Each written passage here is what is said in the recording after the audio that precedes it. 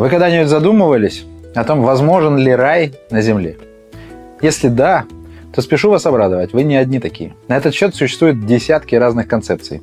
Но одна из них настолько покорила мою душу, что я захотел посвятить ей видеожурнал. Меня зовут Альберт Алиев, я предприниматель и основатель сообщества BrainBox Team, и я хочу поговорить с вами об обществе изобилия. Возможно ли построить общество изобилия на Земле? Об этом будет наш журнал. Начну с того, а часто ли люди до этого мечтали о каком-то идеальном обществе, о таком государственном устройстве, где все были бы свободны, в достатке и счастливы?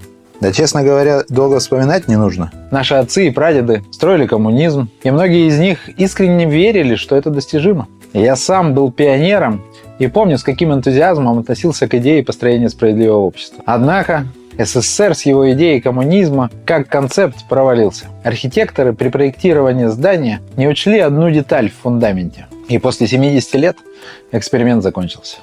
Но согласитесь, это было красиво. Мы были единственной страной в мире, которая отстаивает философскую идею равенства и братства. Жаль, что этот эксперимент закончился. Но, с другой стороны, у нас, у потомков, есть возможность подхватить меч, выпавший из натруженных рук, и закончить дело родителей. Как вам такая идея? Лично я считаю, что строительство общества изобилия в одной отдельно взятой стране возможно. И это не коммунизм, но что-то очень похожее. Вы спросите, почему, если не получилось у наших родителей, то почему получится у нас? Как мне кажется, у них отсутствовал тот самый важный камень в фундаменте. Это частная собственность. Концепция коммунизма была основана на отсутствии частной собственности. А у нас частная собственность теперь восстановлена. И институты управления частной собственностью работают исправно. Так что фундамент, на котором строится новое общество, уже другой. Общество изобилия – мечта многих людей. Так устроен человек, кто не может быть по-настоящему счастлив, если видит несчастных людей вокруг. Поэтому это естественно.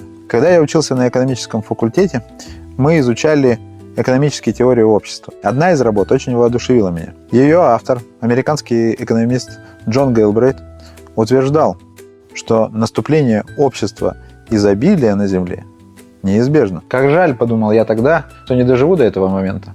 Книга называлась «Новое индустриальное общество». Основной тезис работы заключался в том, что человек мало-помалу будет автоматизировать все, до чего дотянется. И в конце концов, всю тяжелую работу будут выполнять роботы, а не люди. Вы, возможно, не поверите, но такие же мечты были у наших родителей. В фильме «Приключения электроника» даже есть такая песня. Позабыты хлопоты. Остановлен бег,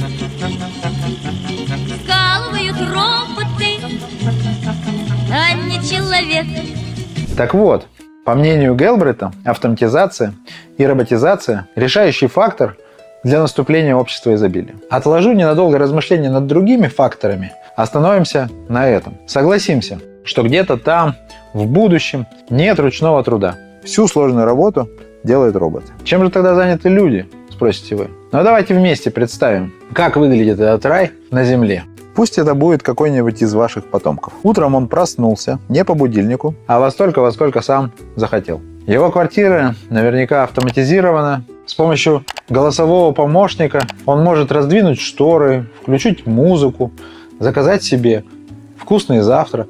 И все это будет сделано без привлечения человеческого труда. Если ему понадобится какая-то одежда, то он подойдет к зеркалу и выберет то, что хорошо сидит на нем с помощью виртуальной примерки. Если понадобятся какие-то другие товары, любой товар можно приобрести, не выходя из дома. У него нет забот, аналогичных тем, что есть у нашего поколения. Он не думает над тем, как платить за квартиру. Он не думает над тем, чем будет питаться завтра. Он уверен в том, что его базовый доход закроет его базовые потребности. Он может вообще ничего не делать. Праздно проводить свою жизнь, встречаясь с друзьями. Он может заняться творчеством, писать песни, стихи, книги, играть на музыкальных инструментах. Может посвятить все свободное время видеоиграм. Делай то, что тебе нравится, и не делай того, что не нравится.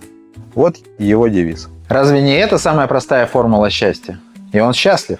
Его базовый доход позволяет ему жить эту жизнь без постоянного стресса. Проблема выживания перед ним больше не стоит. Но если хочется путешествий или, более того, каких-то космических приключений, то придется чему-то научиться и устроиться на работу, чтобы получать доход сверх базового. Это отличная перспектива, скажете вы. Человек, не работая, живет благополучно, но откуда у него деньги? Деньги, безусловно, присутствуют в его жизни, но их происхождение может быть разным. Есть теоретики, к которым относится и сам Гелбрейт, считают, что это государство начнет выплачивать гражданский базовый доход каждому гражданину своей страны просто за факт своего существования. Я же думаю, что такой доход может быть и рентой, и дивидендным доходом, который достался ему в наследство от родителей. Так или иначе, основное отличие общества изобилия по Гелбрейту заключается в том, что человеку работать не нужно, а минимально необходимый уровень жизненного комфорта предоставляется любому гражданину с рождения. Возможно ли это на самом деле? Великий русский писатель Лев Толстой считал, что построение рая на земле – это одна из главных задач каждого христианина. Но не с бытовой точки зрения, а с нравственной. Христианин должен строить Царствие Божие не в будущем, не после смерти, а здесь и сейчас, в своей жизни, в своих поступках. Фундаментом такого общества он считал не роботизацию, конечно же, а христианские ценности. Если бы все старались жить по заповеди «возлюби ближнего своего», то уже наступил бы рай на земле, говорил он. Я сам отношу себя к христианам, и мне близки мысли Льва Николаевича. Я думаю, что среди христиан немало людей, которые тратят свою жизнь на то, чтобы активными действиями приблизить рай на земле. Но уверен, мечты о справедливом обществе, где все живут в любви и гармонии, свойственны не только христианам. Карл Маркс был атеистом, и его волновал вопрос справедливого общества. Я уже говорил коротко о коммунизме. Повторю, что Карл Маркс в результате скорее ошибался в главном. Уничтожение частной собственности привело СССР к отсутствию мотивации у активных членов общества для проактивной предпринимательской деятельности. В коммунизме все принадлежит всем и одновременно никому. Но не беда. Не построили коммунизм, построим что-то другое, но тоже справедливое. Имеет ли значение для вас в конечном счете, как будет такое общество называться? Рай на земле, коммунизм, новое индустриальное общество или инклюзивный капитализм? Лично я собираюсь пользоваться термином общество изобилия, но не суть, как оно будет называться. Главное, что оно неизбежно наступит. Будет ли в этом обществе больше счастливых людей? Лично я уверен, что да. Более того, я уверен, что все мы можем поучаствовать в том, чтобы такое общество наступило быстрее, чтобы наши дети жили в таком обществе. Мне так нравится эта мысль, что такое справедливое общество может быть построено на территории отдельного государства, что я придумал для этой идеи специальный термин. Как мне кажется, российский народ, знаменитый своим мессианством, соскучился по большой идее. И цель построить справедливое общество, рай на земле, на территории России, подходит на роль новой национальной идеи. Эту концепцию я решил назвать